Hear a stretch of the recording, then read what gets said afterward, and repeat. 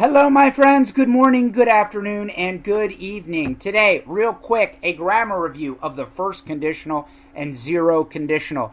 I know I talked about this last week, but I'll talk about it again real quick, okay? All right, first conditional, an example. If Joe doesn't change clothes, he will freeze. Look, it's snowing. Yes, he will. All right, first conditional. This is to show possible future results of specific events. In the main clause, we start with if, when, or unless, and then we go to the simple present. In the result clause, which shows the result, we use will or won't. Unless in Portuguese is a menos que. For example, if Amy studies, comma, she will get a 10.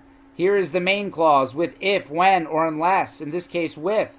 If Amy studies. If, simple present. And the result clause with will. She will get a 10. Now, if the main clause comes first and the result clause comes second, we use a comma. If Amy studies, comma, she will get a 10. We have a comma. But here, the result clause comes first. Amy will get a 10 if she studies. When the result clause comes first, no comma. Another example, if you wake up too late, you will miss class. Here we need a comma. The main clause comes first and the result clause comes second. We need a comma. And here, you will miss class if you wake up too late. Here, the result clause comes first. No comma. Okay, zero conditional. If I drink coffee at night, I don't sleep well. True story. Now, zero conditional. This shows result of actions in general, not specific events. For example, if I drink coffee at night, I don't sleep well. This is not about a specific event. Not specific. This is in general. Okay, in the main clause, we start with if, when, or unless, and then the simple present. In the result clause, we use the simple present again. No will. For example, if I don't eat lunch, I get hungry. This is in general, not about a specific moment, in general. And notice here, the main clause is first, the result clause is second. We have a comma. If I don't eat lunch, comma, I get hungry. Here, the result clause comes first. So no comma. I get hungry if I don't eat lunch. No comma. Here, when people exercise, they sweat. Here, the main clause comes first and the result clause comes second. Comma. When people exercise, comma, they sweat. Here, the result clause comes first. No comma. People sweat when they exercise. Easy, my friends. No comma. All right, nature vocabulary. A swordfish. This is a swordfish. A swordfish is a species of fish. In Portuguese, I think it's a peixe espinho, but I'm not sure. A catfish. A catfish is another species of fish. This is a catfish. I like to eat fried catfish. A jellyfish. These are jellyfish. Jellyfish aren't really fish, but we call them jellyfish for some reason. Jellyfish in Portuguese are agua vivas. A mushroom. This is a mushroom. I like to eat mushrooms. Grasshopper. I think in the last video I said grasshoppers were grillos, but grasshoppers are not grillos, they're gafanhotos. Grasshopper. A tail. These are tails. Tails in Portuguese are caudas or rabos. I don't know the difference between a caldo and a rabo. Somebody please tell me. Thank you. Food vocabulary. Wow, look at this delicious pizza. I love cheese pizza. Taste. Taste can be a verb and a noun. For example, he tasted the food and he liked the taste. Taste as a verb is provar. Taste as a noun is sabor. For example, Eli provò the food and he liked the sabor, taste.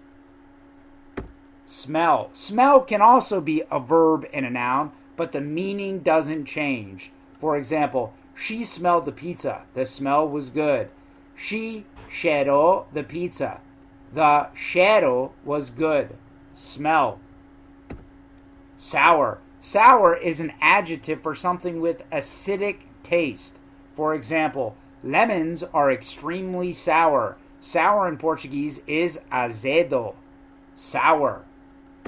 Spicy. Spicy is an adjective for foods that give a burning sensation in your mouth.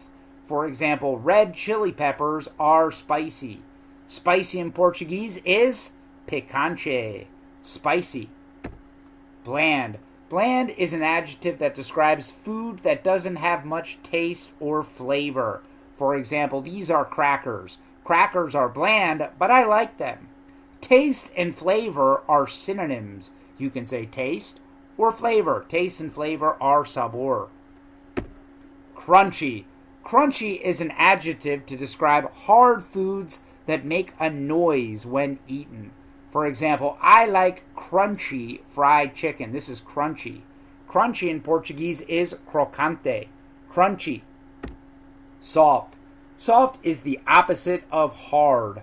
For example, with fried chicken, the outside is crunchy, but the inside is soft. Look at the inside. It's soft. Soft is macio.